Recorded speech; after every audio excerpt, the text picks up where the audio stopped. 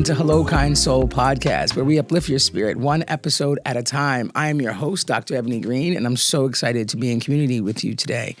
Today we're going to chat about imagine the world if we all understood our gifts, right? And when we think about that phrase in the world that we're living in currently, it really makes me smile if we actually could achieve it, right?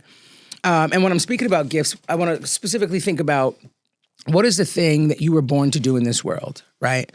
And for some of us, there are many, many things we were born to do, but there's this thing that kind of roots us in our purpose, right? Like, what's the thing you were here to do, right? And so when I say gift, I'm speaking about whatever you're here to accomplish, to change, to build, to transform. And so oftentimes when we're thinking about how we show up in the world, and when I think about what does it mean to understand you have a gift and then impact the world with the gift, it's a 2 or 3 pronged process, right? So one is, well, imagine the gift. So we spend most of our lives having experiences and not really understanding that each one of them connect us to something else, something deeper, something greater. And last time we chatted, we talked about this notion of failure, right? And in that failure sometimes is how we actually discover what we're here to do. And so when I think about us moving through the world, it makes me really center myself around how many mistakes I made, how many jobs I had, how many roles I played, and how each of those roles actually led me to a place of where I am today, right? Which is a person who boldly walks through the world, but more importantly, walks through the world building and scaling my company in the way that I want to. But if I didn't understand my actual gift, I probably would have stayed exactly where I was, which is in a school district, which was fine enough, right? Like for many, many years, I felt like I was creating great change. And then there was this moment where I felt like, what am I looking for? Because I started to realize that this wasn't actually what I wanted to do anymore, right? And I will also say that feeling of what I'm looking for usually starts with this discontent moment, right? Like, what I'm doing is cool. It's okay, but I don't really love it. And when we're thinking about what we should do to move forward, we have to kind of investigate that thought, right? Because all of us get to this place that we start to decide and discover, like, this isn't really fulfilling me. This is not what I think I should be doing. And then we immediately stop and we usually revert back to, but what did everybody else tell you to do, right? And so living in a system that particularly says, listen, color inside the lines, right? Be more rigid about what you're doing. Make sure that you do the things that keep you on the right path is not always something that's correct. And so I'm looking at a world right now that's almost imploding, right? Like we can joke about it and we can say like, oh, it's not as bad as, or it's worse than it was, or maybe it's the same, right? We all have the thoughts about what's happening in the world. But oftentimes when I think about what's happening in the world, I always say, like, if we actually knew what each of us were individually here to do, the world would be a completely different place. It'd be a game changer, right? There would be no questions as to why there are these moments of harm and hurt that exist everywhere. It would be really evident to each of us what we were doing, and so we wouldn't be so confused about it, right? And kind of thrown off by it. I think the reason when we're thinking about this notion of imagining the world if we all understood our gifts, I feel sometimes that when we're struggling, the reason we're struggling is because we haven't actually got to a place where we believe we're worth it. We haven't actually dug through the rubble to understand that we all have a role to play. We don't have the ability to look at ourselves in a way that says, you are here to create something awesome, to do something awesome, right?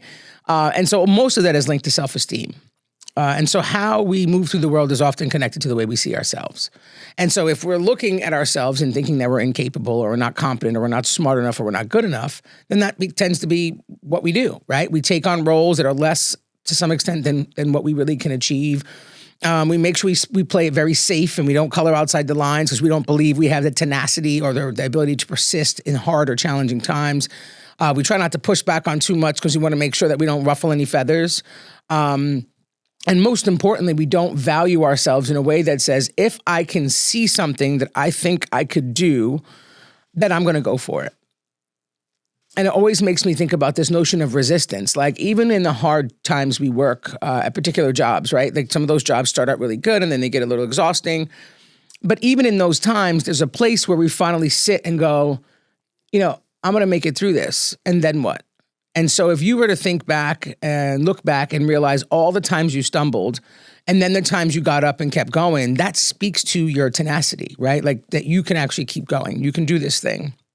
But I wonder, like when we're really sitting with ourselves in the quiet of the night, if we even understand that we have something inside us that no one else can duplicate, right? You didn't miss your miracle. No one's going to come and take your gift and then go use it.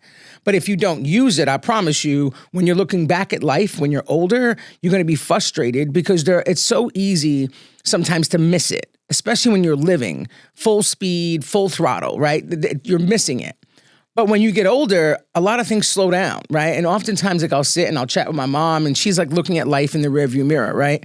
Because she's older and she has a lot of experiences to kind of investigate and kind of be curious about. And in those moments, in those reflections, there's so many things that she can identify as stuff that she did well, and then typically move to the place of her saying, but I didn't know, or I didn't have time to slow down to do it, or I wasn't, I was raising kids, or I wasn't sure, right? And so while those are really accurate thoughts, it still sits with me like, okay, but does it always mean that you can't have it? Does it actually mean that you could not have achieved it? Or was it that you were so worried about getting it wrong that you didn't try, right? Which I think is a fair thought. And when you're raising kids, anybody out there raising kids, we know it's hard. We know it costs a lot of money, it costs a lot of time, a lot of patience. So there are moves that you will make when your kids are grown, or if you don't have children, that you may not make when you do, right? And so the thing I wanted us to kind of think about is like, okay, so how do I find the gift? How do I move to this place of knowing what it is I'm here to do, right? And the thing I used to say when people ask me that was like, what, when you think of it, makes you like, you're happy from your toes to the top of your head. Like if someone said to me, Eb, you get to, sit on a podcast and figure out ways to talk about meaningful concepts so that hopefully people learn stuff, like I get hyped, right? Like my spirit is excited, right? And there are many times if I say to someone like, what really, really makes you happy? They tend to list like outside stuff, like, oh, my kids, my friends, my family, my community. And all of those things are really important. But I think we can do a lot better if we understand that when we figure out what's inside of us, it impacts positively all the things outside of us, right? Not the other way around. And so when we're thinking about, well, how do I find it? The question is, if there was something you could do and no one would tell you couldn't, and no one would stop you, and you didn't need money to do it, what would that thing be, right? And I think that's a good starting place, because oftentimes when we're thinking about making these decisions to really live our purpose, right? Go on into the future and do something epic. We don't even start with like, well, what would I do if I could do it as an entry point? I remember having a conversation with a really close friend, and she retired a few years ago. And, I have this Hello Kind Soul content online. And she said, Eb, you keep popping up. And I get annoyed when I hear you, because you're always talking about purpose. You're always talking about, what am I going to do to, in this next season of my life? Like all those questions. And I was like, what is she talking about?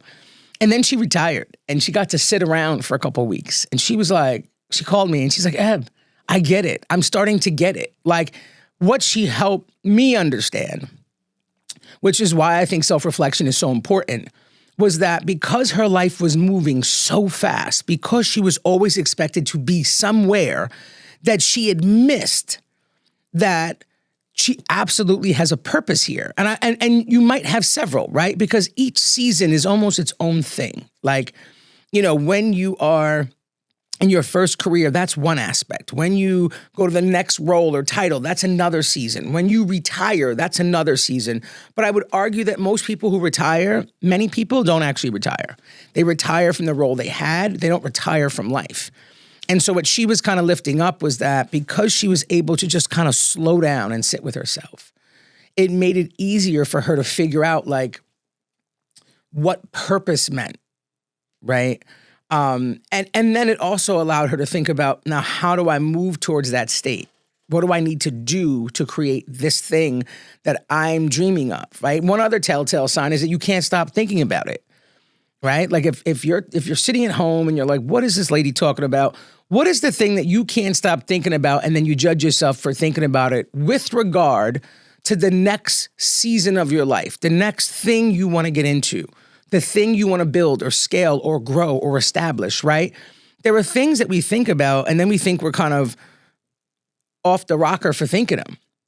But if there's something in your mind that says, like, I want to go do this thing and you can't stop thinking of it, I would almost posit that that's the thing you should be doing. And I remember like when I first started to move towards this thought of purpose. And, part of the challenge was I got there because I had fallen on my face a million times. And this last time, actually wasn't the last time, but it was not too long ago. So that's why I say the last time. When I fell on my face, I was in so much pain emotionally. Like I was like, oof, this is tough, right? And even in that moment, I didn't recognize that I was being pushed and agitated to move into the space of purpose, right? And so I remember getting up and saying, like, you don't keep ending up in this place and it be by accident. So like, what is this moment trying to teach you? What is this moment trying to show you? What is this gift or opportunity you're getting? And in that moment, similar to what my friend said, it was an opportunity to slow down and to start to investigate almost and be curious about my thoughts, about what I was feeling and I was thinking. And so, at the end of the day, I remember by the time I started to really move towards this healing, it was like, oh, if your goal in life is to be able to spend much of it really caring deeply about people, then you care deeply because you understand deeply what pain feels like, right? And so it gave me an opportunity to realize, like, part of purpose, achieving your purpose in this life is requires us to really experience all these experiences that move us closer to being to resonate with the personalities, the dispositions, the people who are going to be able to help us bring that all to fruition. And so from that time, that's when I decided to kind of leave where I was and build my own thing. And here's what is so important about your gift, is that when you have your gift, you need to guard your gift, right? And you guard your gift staying rooted in integrity.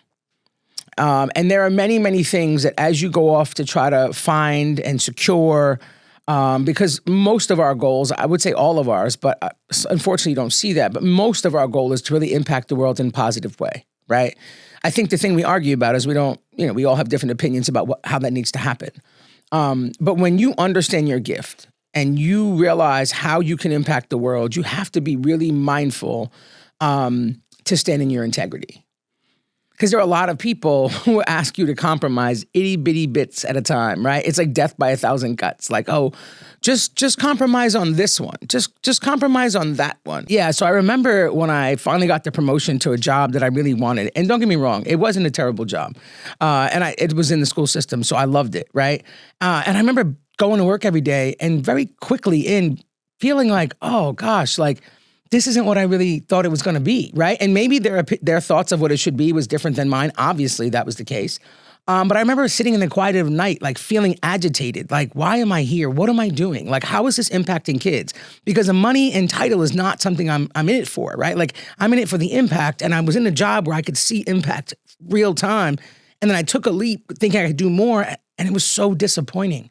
And I was disappointed. In fact, I was aggravated with myself for feeling like, one, I should be grateful that I got this title, right? That I could superficially do this thing. And I wasn't grateful. It wasn't even that I was ungrateful. It was that I was aware that the very thing that I've started my life in terms of my career wanting to do, I could not do in this role. And that agitation literally was like nails on a chalkboard every day, day in and day out. And to the place I got to say, you know what? It's time to go. I don't know what I'm going to do next, but what I know is that integrity matters, and every single thing I do moving forward has to have impact, has to connect to the things that I believe and I value. And that situation, I'm really grateful for.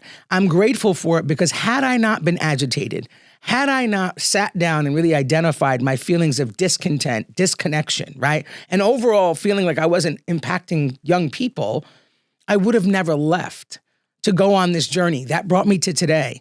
And so you have to realize that those situations are absolutely connected to who who you're becoming and where you're going. So sometimes recognize the agitation in that role is absolutely what became the catalyst that allowed me to lean into bravery, right? To go right outside, color outside the lines, to figure out what am I supposed to do.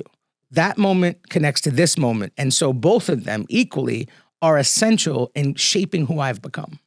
So when you find your gift and you understand your purpose, the most important piece is that you really think about, okay, how do I ensure that the decisions I'm making are rooted in my core values, right? And I'm going to talk about these core values throughout this whole podcast because that's what really roots us in the things we're supposed to do and the way we're supposed to live and the person we're becoming, right?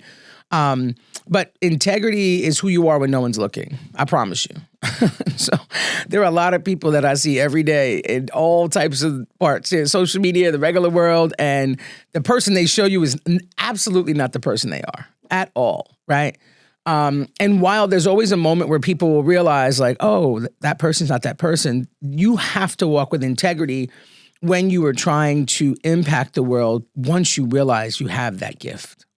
And I also want to say, because I think I kind of went over it before, I skipped it, was because you see your gift as your gift doesn't require me to see your gift as your gift, because everyone's purpose here is very unique, right? No one is saying that we all have to do the same thing the same way. But what I am saying is that each of us have something to do that's very unique to us, to our abilities, to the way that we can influence the world. And if we get our lives together, we can actually bring folks together, and all of us could do this in service of making the world a better place. The challenge is oftentimes we're fighting about it. So I think overall, when we're thinking about imagine the world if we all understood our gifts, like there is no greater time in the history of this world for each individual to understand that you absolutely have something inside you that no one else has that can create great change.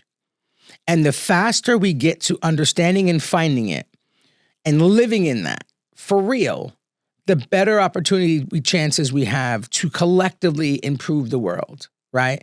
And so I'm gonna leave you with this thought of collective care, which I think is really, really important. When we think about, oftentimes about self-care, right? It's something a lot of people say, I've said it, everybody says it.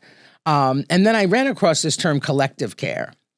By a researcher. I was reading Sean Genwright, and he's positing, right, that your wellness is contingent on my wellness, right? So it's not about me having judgments about whether you care about yourself. It's me honoring and understanding that if you're not well, I'm not going to be well, period, right?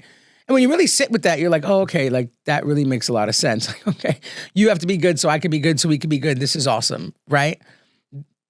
Think about that now in the context of like your gift. If you're standing and living your life in a way that allows your gift to shine light, if you will, then my wellness is impacted by your ability to find your gift and shine it. However, if you stay in the corners of I can't, I don't know, what if I'm not good enough, all of that, and you never seek to find the gift, or even if you find the gift, you're too scared to use the gift, right? There are other people who are waiting for you to figure it out and show up for them. Because your gift is your gift because it's supposed to impact other people. But if you don't figure out what it is and you don't lean into that, guess what? Now I'm suffering because I'm waiting for you to figure it out. I'm waiting for you to understand how awesome you are. I'm waiting for you to understand how epic you are. So I need you to move along, right? And figure it out faster. I need you to be able to lean into the fact that you are amazing. And because you say it or you own it or you know it does not make you arrogant. It makes you confident.